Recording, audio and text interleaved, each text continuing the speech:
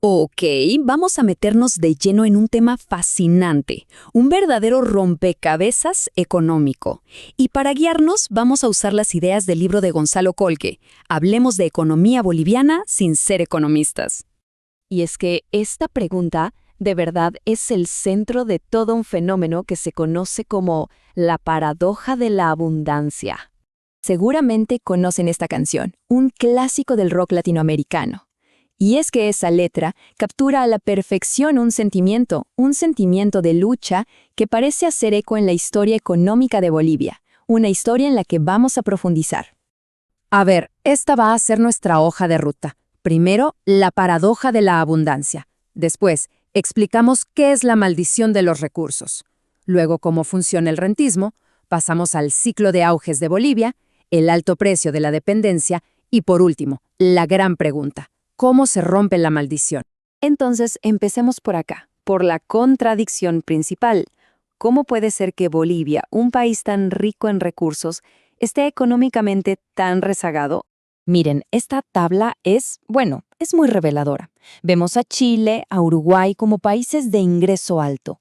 La mayoría de los vecinos, Argentina, Brasil, Perú, son de ingreso mediano alto. ¿Y dónde queda Bolivia? Pues el Banco Mundial la clasifica como de ingreso mediano bajo. Es el único de la región en esa categoría, y eso a pesar de tener una riqueza natural enorme. Ok, si esto fuera una enfermedad, ¿cuál sería el diagnóstico?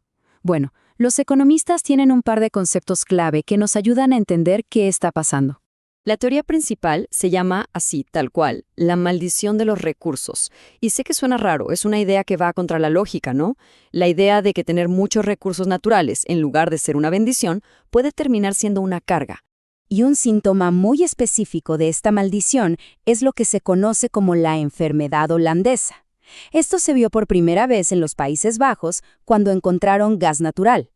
Básicamente, el boom en un sector, como el gas, termina perjudicando a todos los demás, como la industria. Es como un sub y baja. Cuando un sector sube muchísimo, hace que los otros bajen.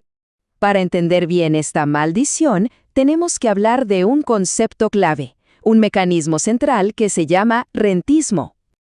A ver, ¿qué es una economía rentista? Es una que se enfoca más en extraer valor de lo que ya existe, como los recursos naturales, en vez de crear valor nuevo. Pensemos en la diferencia.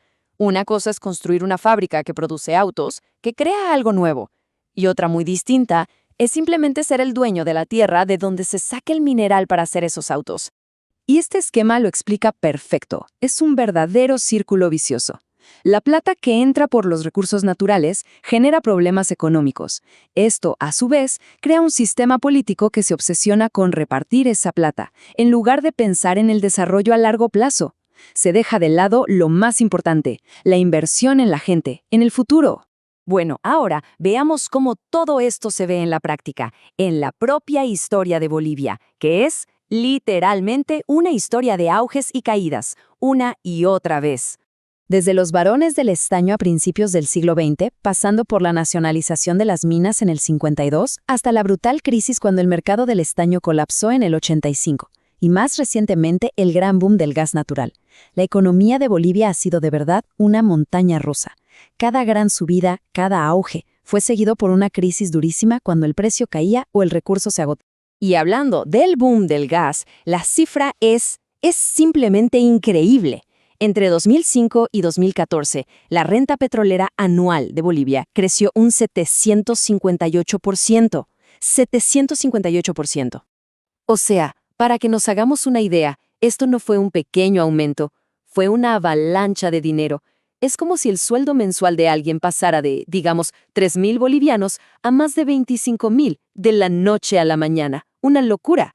Fue una oportunidad histórica que, lamentablemente, no se aprovechó del todo. Pero claro, toda esta dependencia de los recursos tiene un precio. Y la pregunta es, ¿cuál es el costo a largo plazo? Y las consecuencias son graves y además están todas conectadas. Por un lado, las instituciones públicas se debilitan, aparece la corrupción, el gasto en proyectos gigantes que no sirven para nada, los famosos elefantes blancos. Por otro lado, la economía no se diversifica, se estanca, el sector privado queda siempre dependiendo del Estado. Y quizás lo peor de todo, no se invierte en lo que de verdad importa, en el futuro. Ni en educación, ni en innovación. Se crea una mentalidad de corto plazo, de ver qué se puede sacar hoy. Todo esto nos lleva, entonces, a la pregunta del millón, la más importante de todas. ¿Hay alguna forma de salir de esto? Lo que plantea el libro es que salir de este ciclo es un desafío gigantesco, sí, pero no es imposible. No tiene por qué ser un destino del que no se puede escapar. El mensaje final es este. La solución pasa por una conversación nacional, una conversación de verdad amplia. Porque estos problemas económicos, nos tocan a todos. Y por eso, las respuestas tienen que venir de todos lados.